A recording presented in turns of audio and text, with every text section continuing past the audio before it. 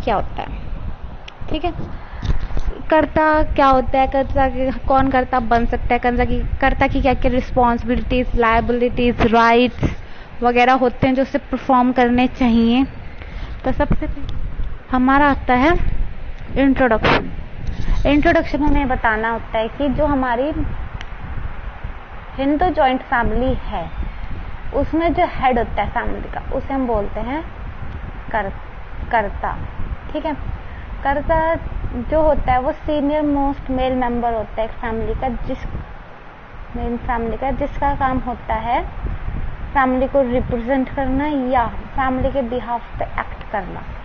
जो कर्ता और फैमिली के मेंबर्स होते हैं उनके बीच में फिड्यूशरी रिलेशनशिप होता है।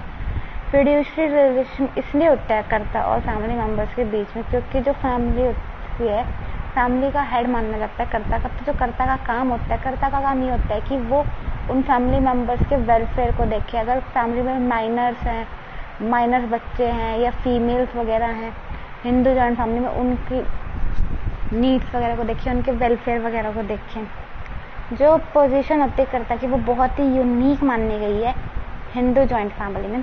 कर्ता का क्या काम होता है, कर्ता का काम होता है कि पूरी फैमिली को भी केयर करे और जो पूरी फैमिली की जॉइंट प्रॉपर्टी है उसकी भी केयर करे। जो भी डिसीजंस कर्ता लेता है वो पूरी की पूरी फैमिली को बाउंड करता है कि वो उसे फॉलो करें। जो पोजीशन कर्ता की होती है हिंदू जॉइंट फैमिली में वो पोजीशन और किसी की भी नहीं होती। जो भी पावर्स वगैरह कर्ता को दे रखी होती है वो बहुत ही वाइड मानी जाती है। उसकी पावर्स किसी भी फैमिली मेंबर से कंपेयर्ड नहीं की जा सकती है। फिर हमारा आता है कि कर्ता कौन हो सकता है।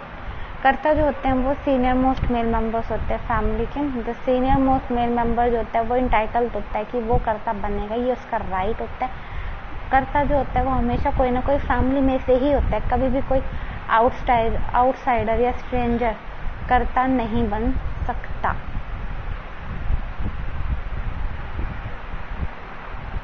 तो मैंने आपको पोजीशन ऑफ कर्ता में बताया कि अगर कर्ता कोई भी काम करता है फैमिली के मेंबर्स के लिए तो उसके काम को कोई भी क्वेश्चन नहीं कर सकता। उसके काम को कोई भी क्वेश्चन इसलिए नहीं कर सकता क्योंकि माना जाता है कि कर्ता जो भी फैसले लेगा वो फैमिली के वेलफेयर के लिए लेगा। पर हम कुछ कंडीशंस में कर्ता के काम को क्वेश्चन कर सकते हैं अगर उसमें मिस एप्रोप्रिएशन के चार्जेस हों। फिर हमारे यहाँ पे आता है कि अगर को पार्टनर्स ये प्रूफ कर दें कि वो इन प्रॉपरली प्रॉपर्टी को एलिनेट कर रहा था या मिस एप्रोप्रिएशन के चार्जेस थे, तो वहाँ पे जो कर्ता होता है कर्ता के ऊपर ये बर्डन हो जाता है प्रूफ करने के लिए कि वो बताए कि उसने जो भी काम किया था वो गुड फेथ में किया था या बैड फेथ में किया था। ये फिर कर्ता पे रिस्पॉन्सिबिलिटी, मतलब ये एक प्रूव हो जाता है, इसे प्रूव करना ही पड़ेगा। फिर हमारी आते हैं कैरेक्टरिस्टिक्स ऑफ कर्ता की। कर्ता की क्या क्या कैरेक्टरिस्टिक्स होती है। सबसे पहली कैरेक्टरिस्टिक होती है कर्ता की कि जो कर्ता की पोजीशन होती है उसे मैंने भी आपको पीछे बताया था कि वो होती है ऑफ इट्स ओन काइंड, मतलब सुई जनरस। उसकी जो पोजीशन होती है वो इंडिपेंडेंट होती है। उसकी पोजीशन के लिए हम किसी भी और पोजीशन को कंपेयर नहीं कर सकते फैमिली मेंबर में।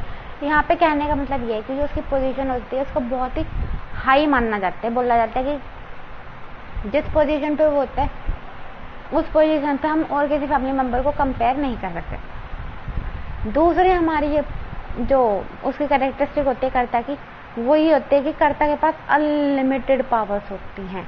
अनलिमिटेड पावर्स इस बिहाफ पे होती है कि वो जो भी काम करेगा वो फैमिली मेंबर्स के लिए ही करेगा, उन्हें अच्छे से ट्रीट करेगा। फैमिली मेंबर्स और कर्ता के बीच में प्रिंसिपल और एजेंट वाला रिलेशनशिप नहीं होता है। फिर इसमें इसकी थर्ड कैरेक्टरिस्टिक्स ये बोलते हैं कि जो कर्ता होता है इसकी ड्यूटी होती है कि वो कंट्रोल करे फैमिली के सारे अफेयर्स वगैरह को, ये भी उसकी पावर्स में आता है। फोर्थ कैरेक्टरिस्टिक्स ये बोलती है कि जो कर्ता होता है वो किसी के भी सामने रिस्पॉन्सिबल नहीं होता। यहाँ पे सिर्फ एक ही एक्सेप्शन है जब वो रिस्पॉन्सिबल होता है, वो ये होती है कि अगर उसने फ्रॉड, मिस एप्रोप्रिएशन या कन्वर्शन या ऐसा कुछ काम किया जो गलत है और ये चीज़ प्रूव हो जाएगी कर्ता जो काम कर रहा था वो गलत हो रहा था, तो फिर वहाँ पे वो बताने के लिए रिस्पॉन्सिबल हो जाता है। फिर इसमें फिफ्थ कैरेक्टरिस्टिक्स ये कि जो कर्ता होता है वो इन्वेस्ट नहीं कर सकता, सेव नहीं कर सकता, इकोनोमाइज नहीं कर सकता। मतलब वो ना कहीं पैसा लगा सकता, ना उस पैसे को सेव कर सकता, ना इन्वेस्ट कर सकता, क्योंकि ये माना जाता है कि जो कर्ता के पास जितने भी रिसोर्सेज हैं वो उन रिसोर्सेज को फैमिली मेंबर्स के वेलफेयर वगैरह के लिए लगाए।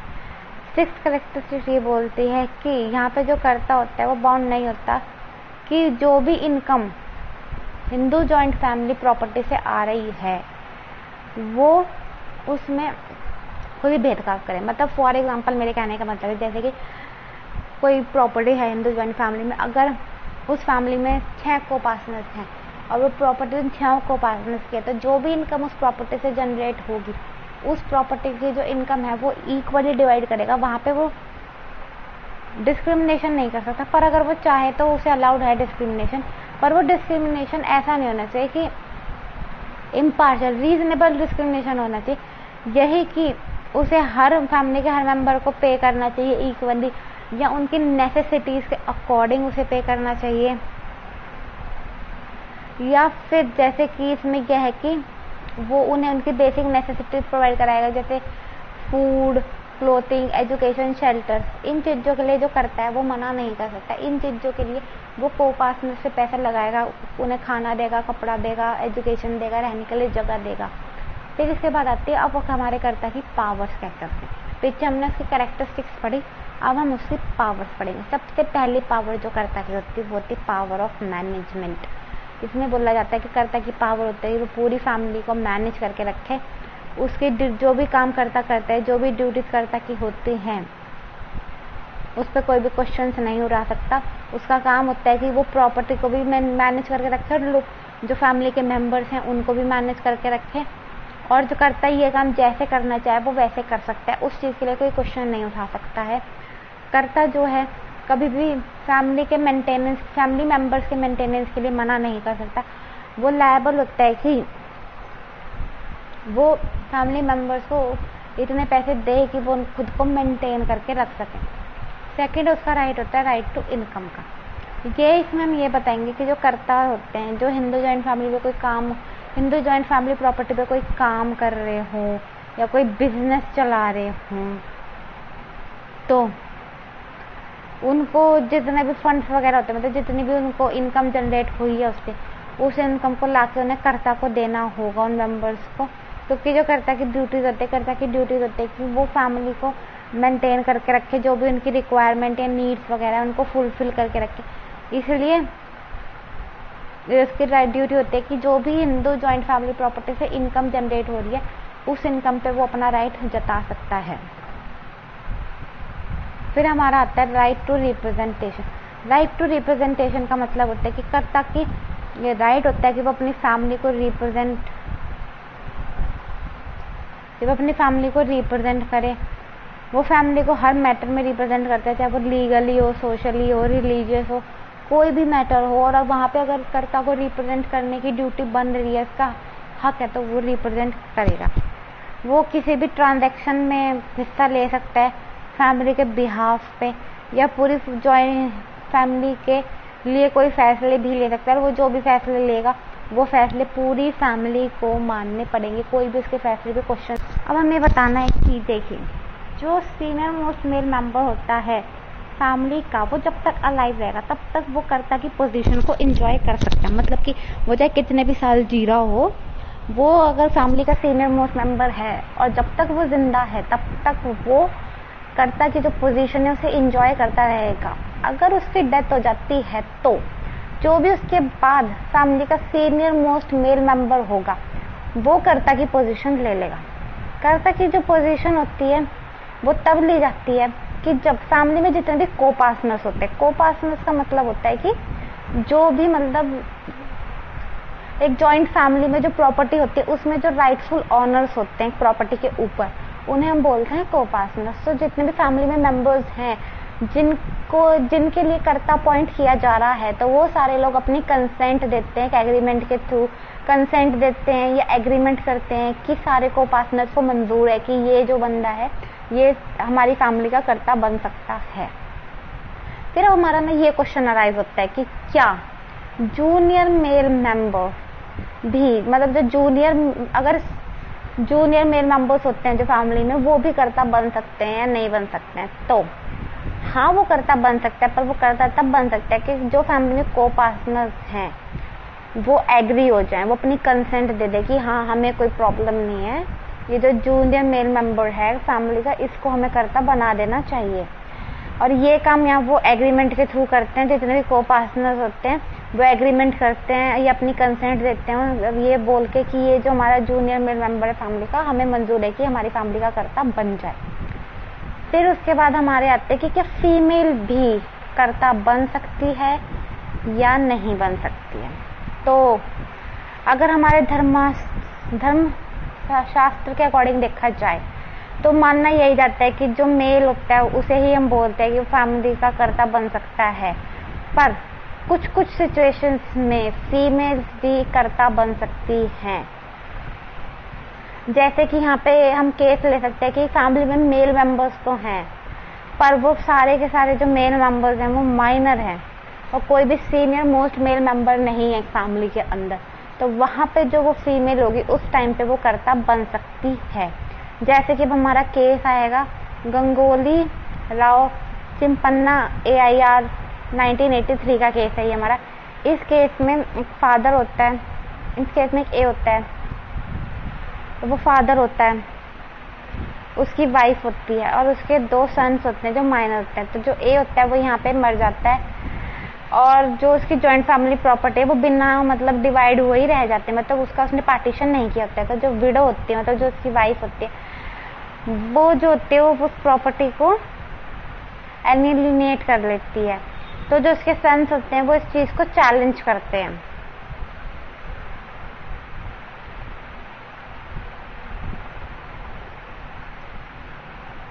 तो जो सन्स होते हैं वो उस चीज को चैलेंज करते हैं, कोर्ट में बोलते हैं कि जो एक वुमेन है वो कर्ता नहीं हो सकती, और वो जब कर्ता नहीं हो सकती तो वो एक प्रॉपर्टी को एलिनेट भी नहीं कर सकती।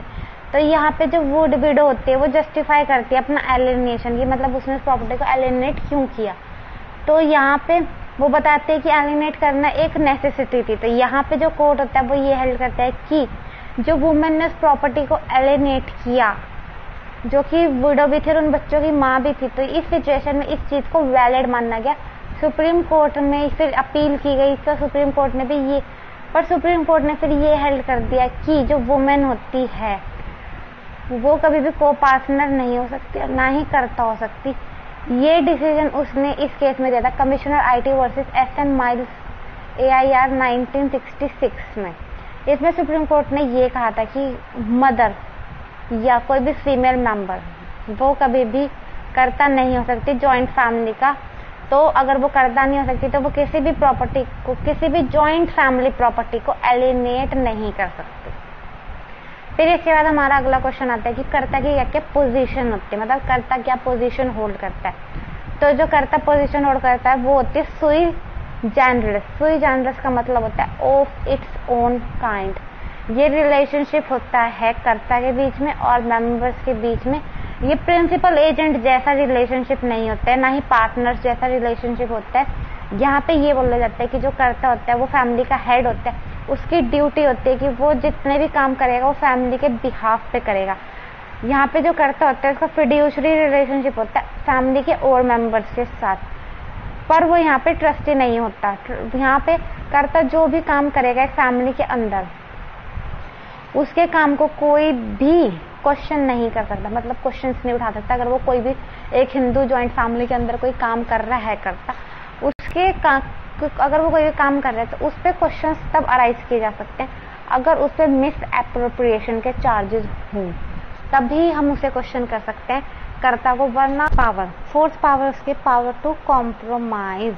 पावर टू कॉम्प्रोमाइज का मतलब होता है कि उसकी ड्यूटी या उसकी पावर होती है कि अगर फैमिली में कोई भी डिस्प्यूट अराइज हो गया प्रॉपर्टी को लेके या मैनेजमेंट को लेके, तो वहां पे कर्ता की ड्यूटी बनती है कि वो उन सब चीजों को कॉम्प्रोमाइज कराएगा। मतलब जो भी डिस्प्यूट्स वगैरह एक फैमिली के अंदर हुए हैं उन डिस्प्यूट्स को खत्म करने की कोशिश करेगा, चाहे फिर वो डिस्प्यूट्स कैसे भी हो सकते हैं। फैमिली के अगर फैमिली पे डेब्ट्स वगैरह हैं उसको लेकर कोई डिस्प्यूट है तो फिर वहां पे भी कर्ता बात करेगा।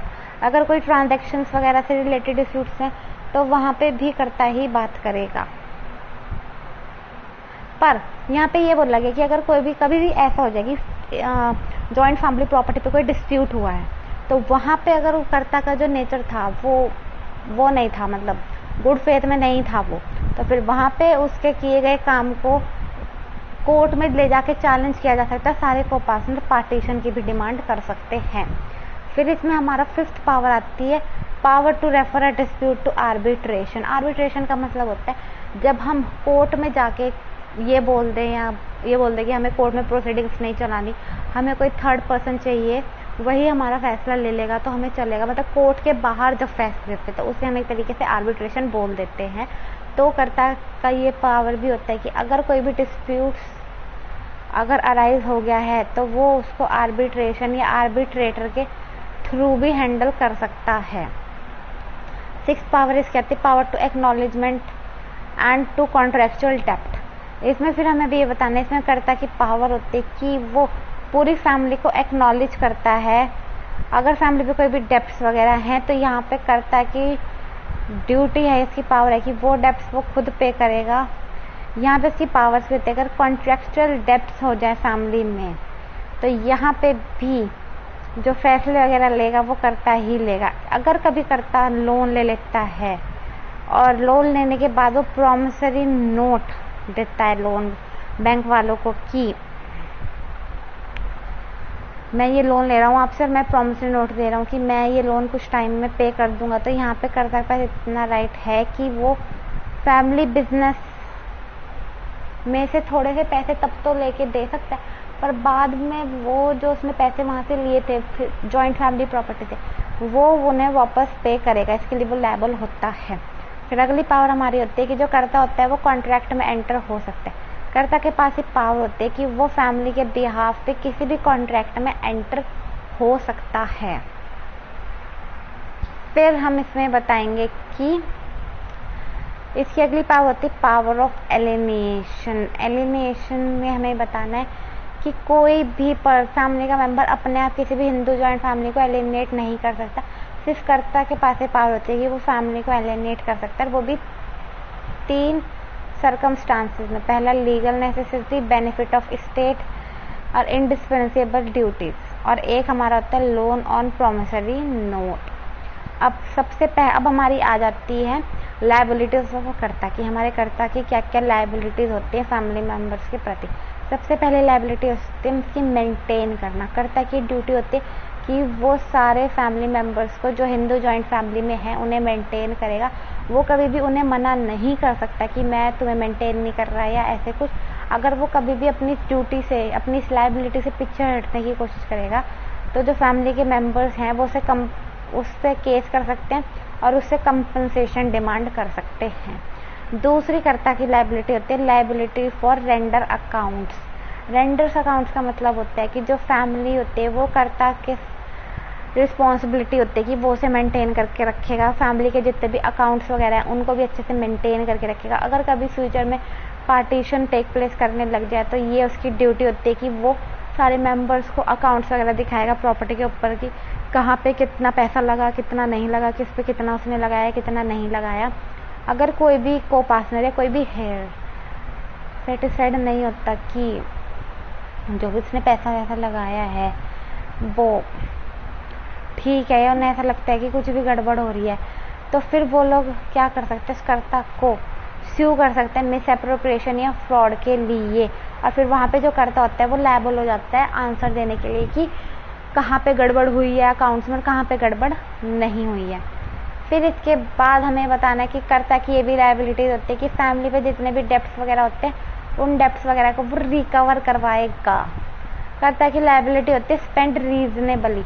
कर्ता की ड्यूटी होती है कि जो भी हिंदू जॉइंट फैमिली प्रॉपर्टी में से जितने भी फंड्स वगैरह है, जितना भी पैसा वगैरह आ रहा है, उस पैसे को वो ढंग से यूज़ करेगा, रीजनेबल यूज़ करेगा।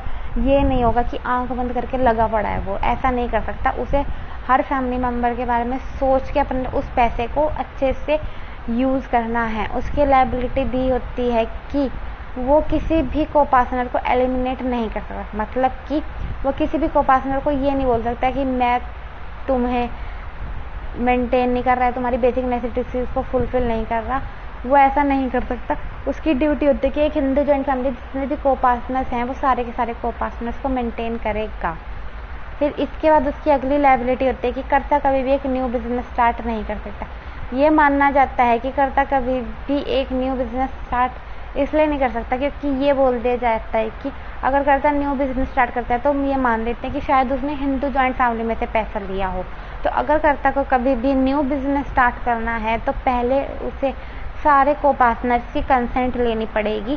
जब तक को पार्टनर्स उसे कंसेंट नहीं देंगे वो कोई भी बिजनेस शुरू नहीं कर सकता। अब यहाँ पे हमारी आती है रिस्पॉन्सिबिलिटीज ऑफ कर्ता की क्या क्या रिस्पॉन्सिबिलिटीज होती हैं। जो कर्ता की ड्यूटी होती है, कर्ता की ड्यूटी होती है कि जितने भी को पार्टनर्स हैं या फैमिली के मेंबर्स हैं हिंदू जॉइंट फैमिली में उनको क्लोथिंग, फूड, शेल्टर, एक्सेट्रा मतलब जो भी उनकी बेसिक नेसेसिटीज़ हैं उन चीज़ों को फुलफिल वगैरह करना। कर्ता की अब रिस्पॉन्सिबिलिटीज़ होती है पहली मेंटेनेंस की, सेम वही कि उसकी ड्यूटी होती है कि वो हर फैमिली मेम्बर को मेंटेन करके रखे। यहाँ पे कर्ता की ड्यूटी ये भी होती है कि उनको मैरिज से रिलेटेड फूड, शेल्टर ये सब चीज़ें वो उन्हें प्रोवाइड कराएगा। और अगर वो ये सब चीज़ें उन्हें प्रॉपरली प्रोवाइड ना कराए तो यहाँ पे उसे सू किया जा सकता है कि उसने क्यों नहीं मेंटेन किया। फिर वो यहाँ पे रीजनेबल हो जाता है, आई मीन लायबल हो जाता है आंसर करने के लिए। फिर इसके बाद उसकी अगली लायबिलिटी उसकी अगली रिस्पॉन्सिबिलिटी आती है मैरिज से रिलेटेड की कर्ता की ड्यूटी होती है मैरिज की भी कि फैमिली में जितने भी अनमैरिड मेंबर्स हैं स्पेशली डॉटर्स उनकी शादी के जितने भी एक्सपेंसेस होंगे वो कर्ता ही उठाएगा अगर वो सब जॉइंटली रह रहे हैं, अगर पार्टीशन नहीं हुआ है तो। फिर अगला अगली इसकी ये है रिप्रेजेंटेशन करता होता है कि जो करता होता है उसकी ड्यूटी होती है कि वो पूरी फैमिली को रिप्रेजेंटेशन करेगा। ये मानना जाता है कि जितनी भी रिस्पॉन्सिबिलिटी लायबिलिटीज होती हैं फैमिली को लेके वो सारी कर्ता की होती हैं। तो जितने भी डेब्ट्स वगैरह या टैक्सेस वगैरह होंगे वो वही पे करेगा। अगर वो ये पैसा पे नहीं करता है तो उसे फैमिली मेम्बर सू कर सकते हैं। उसके पास ये भी राइट होता है कि वो फैमिली के बिहाफ पे किसी और को भी सू कर सकता है अगर वो किसी एग्रीमेंट या कॉन्ट्रैक्ट वगैरह में है फैमिली के बिहाफ, फैमिली की जॉइंट फैमिली प्रॉपर्टी को लेके, मतलब कोई प्रॉपर्टी थी जॉइंट फैमिली उस पर लेके उसने कोई कॉन्ट्रैक्ट किया और उसके साथ कोई मतलब कॉन्ट्रैक्ट ब्रीच हो गया, कुछ हो गया, तो वहाँ पे वो सामने वाली पार्टी को सू भी कर सकता है। तो ये थे कर्ता के बारे में था ये मेरा लेक्चर। अगर आप लोग पसंद आए तो प्लीज़ इसे लाइक कीजिएगा एंड अगर आप लोगों को नोट्स चाहिए तो मुझे मैसेज कीजिएगा, मैं इसकी PDF आपको शेयर कर दूंगी अगर यू नीड इट।